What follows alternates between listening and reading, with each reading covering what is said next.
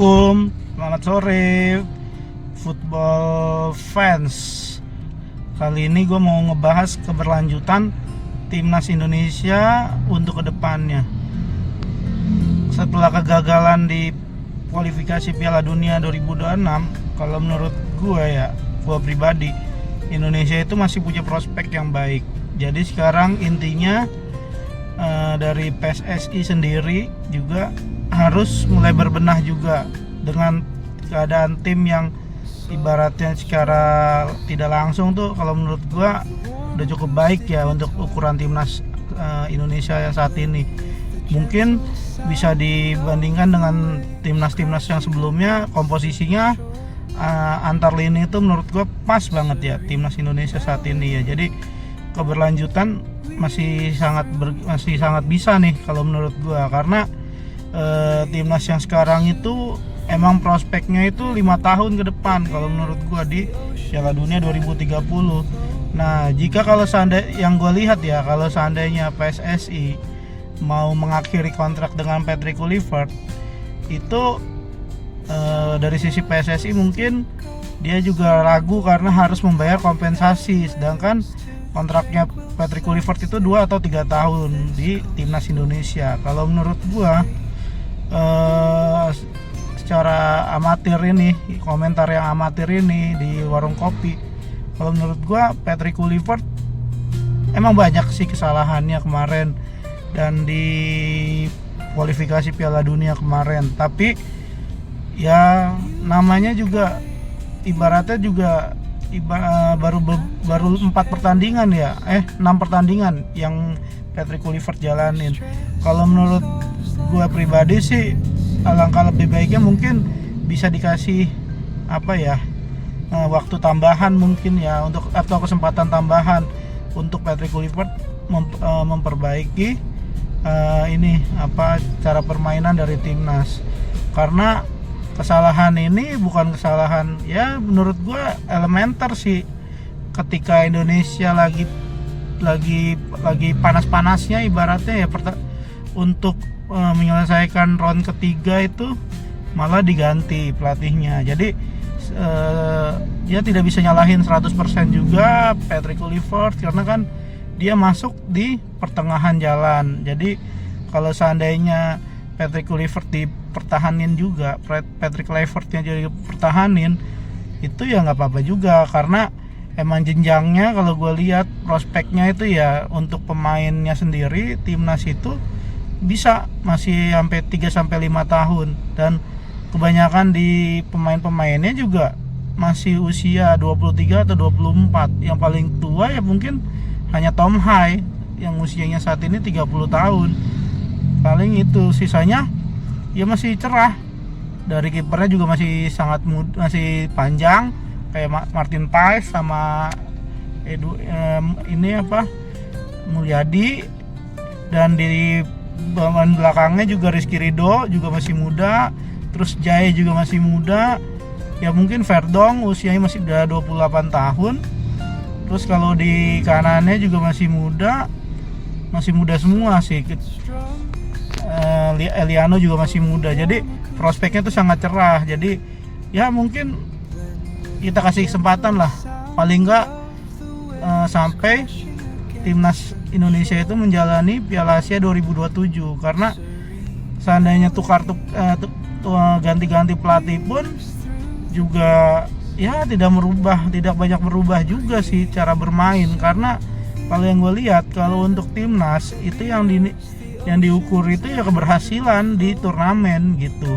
Beda dengan klub. Kalau klub mah kan setiap minggu main, ibaratnya yang diincar hanya poin gitu ya, karena kan keberlangsungannya 1 tahun 1 musim. Kalau untuk timnas ya semakin karena kan timnas itu jarang kumpul bareng ya, jadi timnas itu kan cuma hanya di jeda internasional aja. Jadi ketika nanti pelatihnya gonta-ganti pun itu belum tentu juga bisa langsung membawa dampak positif gitu, bisa menghasilkan sesuatu. Ya mungkin Patrick Kluivert bisa lah dikasih kesempatan kembali, tapi ya tetap ada evaluasi juga dari PSSI, dari Bapak Erick Thohir juga. tentang kinerjanya selama kualifikasi Piala Dunia. Jadi ya siapa tahu yang naik Eric Pastur, juga Denny Lanzard sebagai ini asistennya, bisa mewakili juga, bisa menggantikan juga. Tapi kalau alangkah baiknya ya 3 serangkai ini masih harus dipertahankan juga gitu.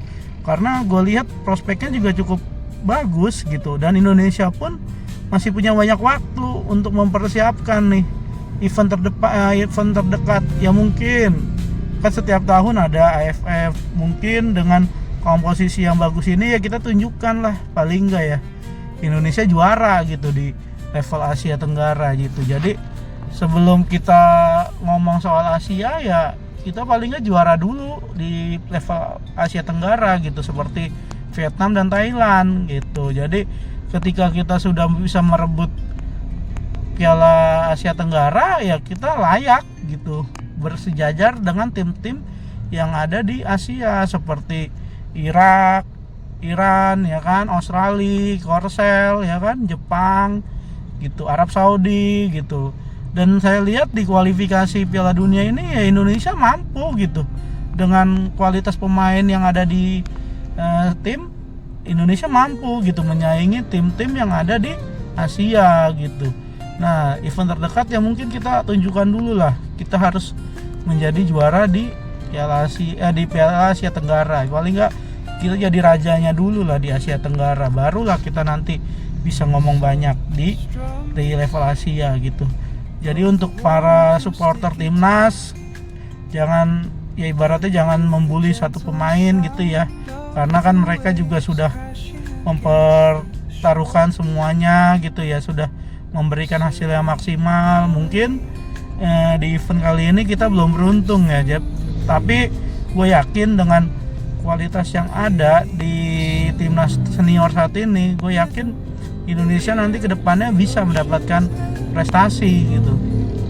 Apalagi kan usia-usianya juga masih sangat berkembang ya, belum ibaratnya bukan usia-usia udah terakhir gitu ya, karena Indonesia sendiri pun potensinya masih banyak gitu. Di U23 juga masih ada banyak pemain juga gitu yang masih ibaratnya berkembang gitu, dan banyak juga yang tidak dipanggil baik dari liga lokal gitu mungkin gitu, atau dari pemain-pemain naturalisasi juga yang belum kita panggil. Siapa tahu kita kedepannya makin kuat, apalagi kalau misalnya pelatihnya jangan gonta-ganti.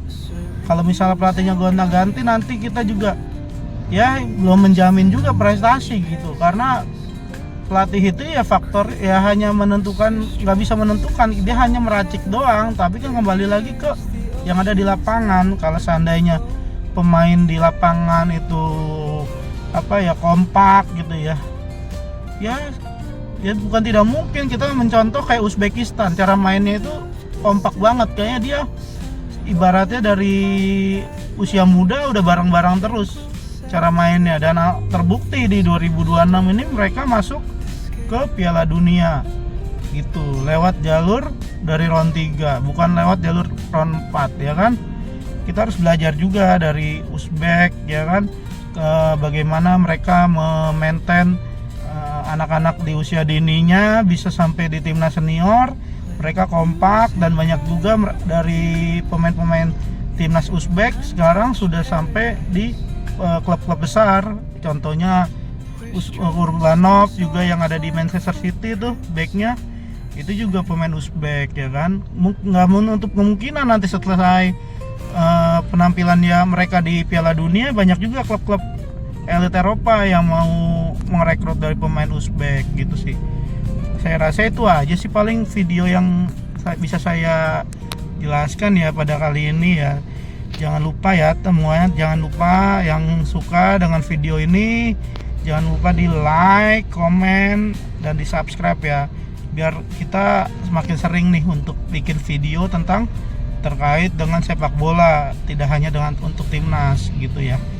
Saya rasa itu, terima kasih. Untuk para penggemar Indonesia, boleh ya di drop di kolom komentar gimana kira-kira untuk Patrick Kluivert kira-kira mau lanjut stay atau keluar. Ditunggu ya untuk ininya ya, tanggapannya ya. Assalamualaikum warahmatullahi wabarakatuh.